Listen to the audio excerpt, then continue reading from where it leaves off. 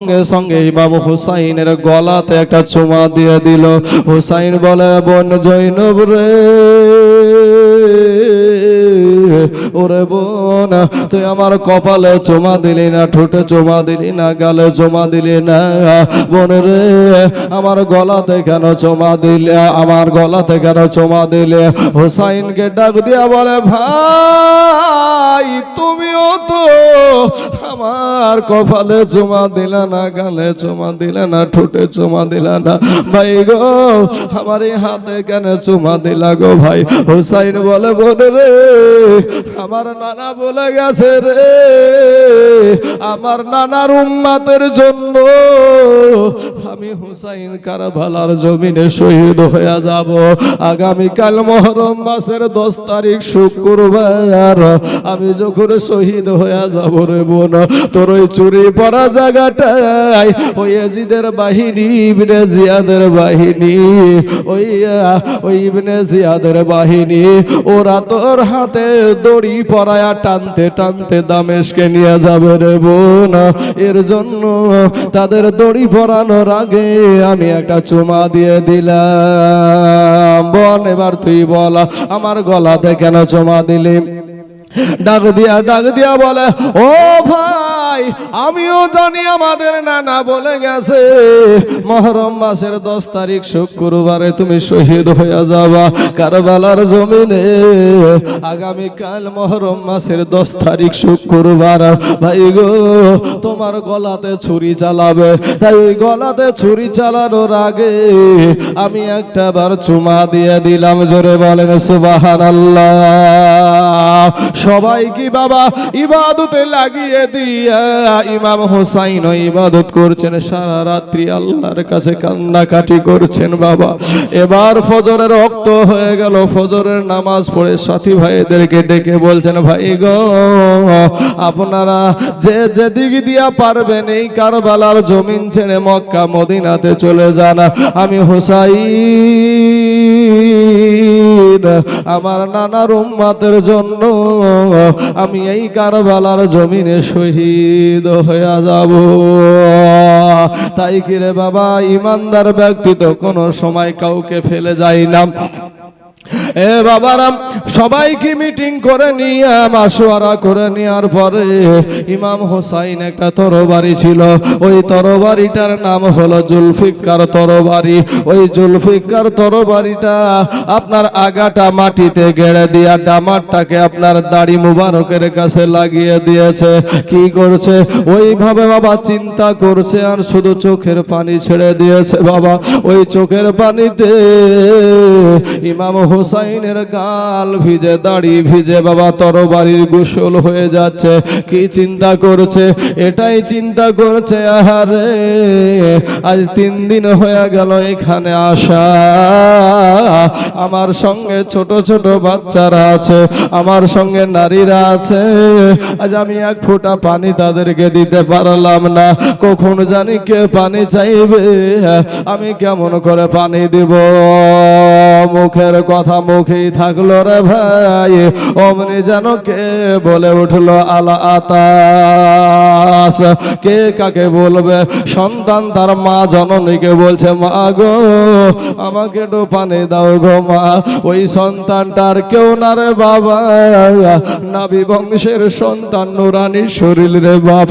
ওই সন্তানটার কেউ নাই, ইমাম হুসাইনের ছোট বেটা, 6 মাসের আলী আসগার। কেউ বলেছে 12 মাসের আলী আসগার। 6 মাসের হোক আর 12 মাসের হোক, দুধ খাওয়া তো বাচ্চা রে বাবা। আপনারা বলবেন, দুধ খাওয়া বাচ্চা কি কথা বলতে পারে? ও যুবক ভাই শুনো, কালার কথা কালার মা কিন্তু বুঝে। একটা বাচ্চা ছেলে ঘুমানোর জন্য কান্না করছে না খাবারের জন্য কান্না করছে, পৃথিবীর কেউ বুঝতে না পারলে জনম দুঃখিনী মায়েরা বুঝে। জনম দুঃখিনী মা জননী বুঝে আমার সন্তান কি কারণে কান্না করছে, আমার সন্তানের কি হয়েছে, কিসের জন্য আমার সন্তান কাঁদছে, এটা কেউ না বুঝলে মা বুঝে রে বাবা। আলী আসগার যেন বলছে, মা গো একটু পানি দাও গো মা, একটু পানি দাও। ইমাম হুসাইনের বিবি ডাক দিয়ে বলে, বেটা রে, ওরে বেটা পানি তো নাই, আজ যেই নবী সৃষ্টি না হলে পানি সৃষ্টি হতো না, যেই নবী সৃষ্টি না হলে ফুরাত নদী সৃষ্টি হতো না, সেই ফুরাত নদীকে ঘেরাও করেছে বাবা কোন হিন্দু না, কোন আপনার খ্রিস্টান না, বৌদ্ধর না, জৈনরা না, তারাও ছিল ভাই কালেমা পড়া মুসলমান। 22,000 সৈন্য দিয়ে আমার নবীর বংশ ইমাম বংশকে আটকিয়ে দিয়েছে, ফুরাত নদীকে বন্ধ করে দিয়েছে রে ভাই।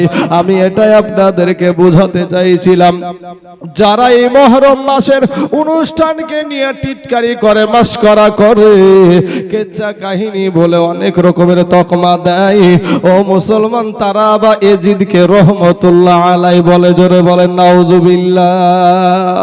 এজিদকে রহমতুল্লাহ আলাই বলে, কিন্তু এই এজিদ একজন সাহাবীর বেটা, একজন সাহাবীর বেটা, নবীজির সাহাবীর বেটা এই এজিদ। এই এজিদ তারা বলে যে এজিদের কোনো দোষ ছিল না, অনেকের মুখে আমি শুনেছি যে তারা বলে এজিদের কোনো দোষ ছিল না, কিন্তু এজিদের দোষ আছে কিনা একটা কথা শুনেন। নবীজির মসজিদ যেটা মসজিদে নববী, সেই মসজিদে 3 দিন আজান একামত নামাজ বন্ধ করে দিয়েছিল, এবং নবীজির মসজিদে আপনার গাধা ঘোড়া বেঁধে রেখেছিল পেশাব পায়খানা করার জন্য, জোরে বলেন নাউজুবিল্লাহ। ভাই মুসলমান, আমি আপনাদেরকে প্রথমেই বলতে চাই যে অন্যদেরকে না, নিজেকে আগে ঠিক রাখার দরকার। আমরা কি, আমাদের ব্যবহার কি, তারপরে আপনার যেখানে পাই, এই জায়গাতে যেখানে পাচ্ছে, সেই এজিদি বাহিনীরা যেখানে পেয়েছিল সেখানেই সাহাবীদেরকে আপনার কতল করেছিল, শহীদ করেছিল। এমনকি 3000 সাহাবীর বিবিদেরকে, 3000 সাহাবীর বিবিকে তারা ধর্ষণ করেছিল, জোরে বলেন নাউজুবিল্লাহ। বাবাজি আমার সোনা মানিকেরা, এরপরে একজন আল্লাহর নবীর আশিক পাগল বেশে নবীজির রওজার পাশে ফকির বেশে পাগল বেশে ছিলেন। উনি বলছেন যে আমি দেখলাম যে যখন আজানের ওয়াক্ত হতো, যখন আজানের ওয়াক্ত হতো, আমার দয়ার নবী নূর নবী ওই রওজা মুবারকের ভিতর থেকে আজান দিত, জোরে বলেন সুবহানাল্লাহ। এই এজিদি বাহিনী, আপনারা যে হজ করতে যান বা আমরাও আপনার যে কাবার দিকে মুখ করে যে নামাজ পড়ি, সেই কাবা শরীফে আক্রমণ চালিয়ে যে আপনার ইব্রাহিম নবী যে কোরবানি করেছিল ইসমাইল নবীকে, তার ইসমাইল নবীর পরিবর্তে একটা দুম্বা কুরবানি হয়েছিল, সেই মাথাটা আপনার কাবা শরীফে আপনার ঝুলানো ছিল। ওই এজিদি বাহিনীর আক্রমণে সেটা ভেঙে পড়ে গিয়েছিল। সম্মানিত ভাই, তারপরেও এই এজিদকে তারা রহমতুল্লাহ আলাই বলে। আজকে বাবাজি, আজকে বিপদে কাদের জন্য পড়েছি আমরা? সুন্নিরা কোনোদিন কোনো দলের দালালি করতে যাই না, কোনো পার্টির কোনো মৌলবীরা দালালি করতে যাই না। সম্মানিত ভাই, আজ আমাদের যত কিছু উঠায়া দিচ্ছে এই সমস্ত ওহাবিরাই। আমি তাদের বিপক্ষে, আমি তাদেরকে গালি দেওয়ার জন্য আমি বসি না, আমার গালি দেওয়াটা আমার আদর্শ না ভাই। তবে আমি আপনাদেরকে এতটুকুই বলছি যে যারা ইমাম হুসাইনের জন্য পানি বন্ধ করেছিল তারাও ছিল মুসলমান। লালবাগের হাজারদুয়ারিতে নবাব সিরাজদৌল্লার সাথে যে মির্জাফর, সেই মির্জাফরই করেছিল, সেও ছিল মুসলমান নামের একজন কুলাঙ্গার। আপনারা ভাবছেন যে মুসলমান হলি বাবা জান্নাতি নাকি, গরুর মাংস খালি মনে হয় জান্নাতি? না ভাই, কুত্তাতেও গরুর মাংস খায়। কুত্তাতে গরুর মাংস খায় না গো? কুত্তাতেও গরুর মাংস খায়। তাহলে বোঝা যায় যে গরুর মাংস খালি যে মুসলমান। সরকার ভাবলে এরা তো গরুর মাংস ছাড়া বাঁচবে না, হ্যাঁ আমাদের কুরবানিকে বন্ধ করবে। আরে ভাই, আমাদের জন্য আমার আল্লাহ পাক রব্বুল আলামিন এক রাস্তা বন্ধ করলে 1000 রাস্তা খোলা রেখেছে। মুমিন ব্যক্তিদের জন্য, কমিনের জন্য নয়, মুমিনদের জন্য এক রাস্তা বন্ধ হলে আমার 1000 রাস্তা আপনার জন্য খুলে দেবে। আপনারা শুনেছেন যে মুসা নবীকে 3 দিক থেকে ঘেরাও করে ফেলেছে, আর আরেক দিকে সাগর, নদী। সেই নদীতে আর যাওয়ার রাস্তা নাই। সাহাবীরা বলছেন, ইয়ে ওগো আল্লাহর নবী মুসা আলাইহিস সালাম, এবার কি হবে? আল্লাহ পাক রব্বুল আলামিন জিবরাইলের মাধ্যমে বললেন, তোমার হাতে কি? বলে আশা মুবারক লাঠি, ওই লাঠি দিয়ে আক্রমণ করো পানিতে। যেমন পানিতে আক্রমণ করলে একেবারে বাবাজি 34 নম্বর রোড হয়ে গেছে, হইয়ে রোড। ওই রোড দিয়ে মুসা নবীর দলবল নিয়ে পার হয়ে গেল, আর যত এই কুখ্যাত কাফের গুলা ছিল পানির ভিতরে প্রবেশ করে সবগুলা ওখানে শেষ। আমার ওদিকে বক্তব্য না। তো বাবাজি, যেই জালেম বেড়ে যাবে দেখবেন ওর বিচার আমার আল্লাহ করবে। তবে আপনাকে একটা কথা বলি, আমি একটা কিতাব পড়েছিলাম, যদিও তখন আমি এটা দেওবন্দি মতের কিতাবটা আমি পড়েছিলাম। তো সেই কিতাবটাতে পড়েছিলাম যে শাহ কাশ্মীরি রহমতুল্লাহ আলাই, তো উনি একটা ভবিষ্যৎবাণী করেছেন কি, যে ভারতের জমিনে কাতারে কাতারে মুসলমানদের লাশ পড়ে থাকবে, কাতারে কাতারে মুসলমানদের লাশ পড়ে থাকবে। এই লাশ দেখে, এই মুসলমানদের কষ্ট দেখে বাংলাদেশ, পাকিস্তান আর আফগানিস্তান এই তিনটে দেশ একত্রিত হবে, দিয়ে আপনার আক্রমণ করবে ভারতে, ভারতকে আপনার তারা জয় করে নেবে, তখন হবে এটা মুসলিম কান্ট্রি। কিন্তু তার আগে মুসলমানদের কাতারে কাতারে লাশ পড়ে থাকবে। ওই আমি দেখতে পাচ্ছি যে আমি যেই বইটা পড়েছিলাম, আমার জানে মনে হচ্ছে যে কিছুদিনের মধ্যেই সেই জিনিসটা আসছে, কিছুদিনের ভিতরে সেই জিনিসটা আসছে। আমি ওই বইয়ের সাথে আমার মিল হয়ে যাচ্ছে। সম্মানিত আমার ভাইয়েরা, তাই আপনাদেরকে বলবো, কারোর সাথে আপনার মুসলমান ভাইকে আপনি আঘাত করিয়েন না, কষ্ট দিয়েন না। কোন যুবকদেরকে ভালো কথা বলেন, যুবক ভাইয়েরা যেটা ইসলামিক শরীয়ত সম্মত সেইভাবে চলেন। হেফাজত করার মালিক হলো কে? জোরে বলেন কে? কোনো কাফেরের কাছে মুসলমানেরা মাথা নত করে না। আমাদের কাছে অস্ত্র নাই, আমাদের কাছে বন্দুক নাই, আমাদের প্রশাসন না, আমাদের মুখ্যমন্ত্রী না, আমাদের প্রধানমন্ত্রী না। তারা যদিও মুখ্যমন্ত্রী আছে আমরা মেনে চলি, তাদেরকে সম্মান করি, প্রধানমন্ত্রীকেও সম্মান করি, কিন্তু আমাদেরকে বারবার বাংলাদেশি, নামাজ পড়তে হলে বাংলাদেশে যাও, পাকিস্তানে যাও, এই রকম তকমা দেয়। যদিও আমরা এই দেশের, আপনার এই দেশেরই আমরা নাগরিক, তারপরও আমাদেরকে বারবার বলা হয়, জঙ্গি তকমা দেওয়া হয়, সন্ত্রাসী তকমা দেওয়া হয়। ওরে ভাই শোন, আমাদের হাতে কোনো অস্ত্র নাই, প্রশাসন নাই, তারপরে বলবো তোদের জন্য, কাফেরকে সাইজ করার জন্য এই মুসলমান যুবকদের হাতে রাস্তার পাথরই যথেষ্ট। কথা বলেন ঠিক না ঠিক? ভয় লাগছে ভাই? মনে হয় আপনাদের ডমকলের কি করেছিল, এই মোবাইলে কি করতো, কন্টেন্ট ক্রিয়েটর অ্যারেস্ট করে নিয়েছে বাবাজি। হক কথা, সত্য কথা বলতে, যে সত্য কথা তুলে ধরেছে তার জন্যই অ্যারেস্ট।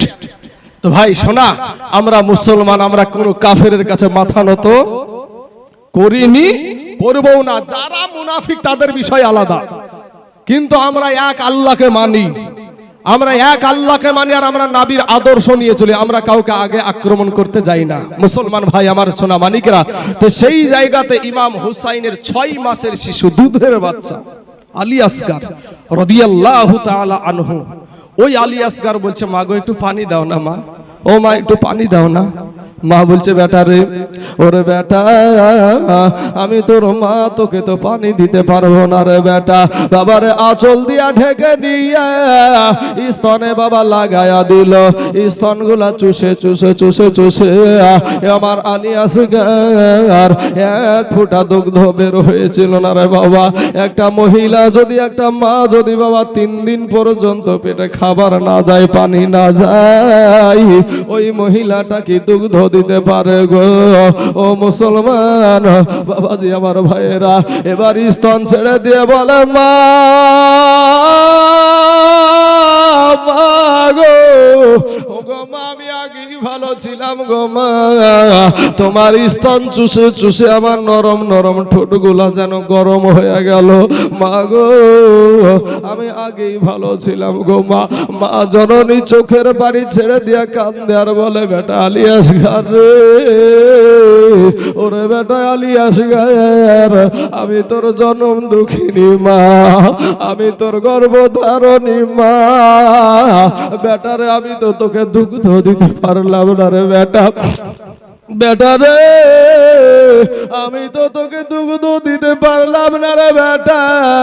দুই হাত দিয়ে বাবা সন্তানকে এইরকম উঁচা করে জিহ্বাটা বের করে বলে, বেটা রে আমি তোর মা, তোকে তো আমি দুগ্ধ দিতে পারলাম না রে বেটা। এই যে আমার জিহ্বাটা চুষে চুষে তোর পিপাসা মিটায়া দে, তোর তৃষ্ণা মিটায়া দে। আলী আসগার বাবা জিহ্বা চুষে চুষে পিপাসা মিটলো না। আস্তে আস্তে যেন আপনার আলী আসগার নিঢাল মেরে দিচ্ছে, আস্তে আস্তে যেন কুমাগুলা বসে যাচ্ছে, চোখগুলা বসে যাচ্ছে। মা জননীর কোলে যখন ছেলে এইভাবে কহবতী করে গো, কোন মা আছে বাবা শান্তি থাকবে, কোন মা আছে সহ্য করবে?